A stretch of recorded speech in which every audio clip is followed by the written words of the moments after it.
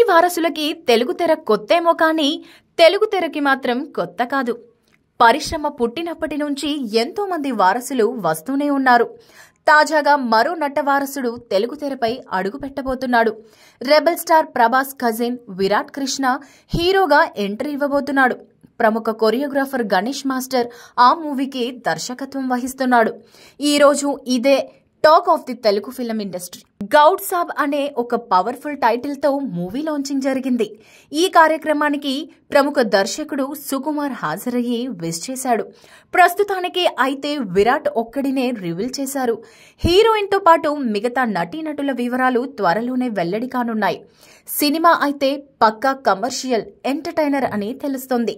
Sripada films వారు నిర్మాణం వహిస్తుండగా వేంగి సంగీతాన్ని అందిస్తున్నాడు. ప్రభాస్ ఫ్యాన్స్ అయితే ఈ వార్తతో ఖుషీగా ఉన్నారు. విరాట్ ఎలా నటిస్తాడో అనే క్యూరియాసిటీ వాళ్లలో ఉంది.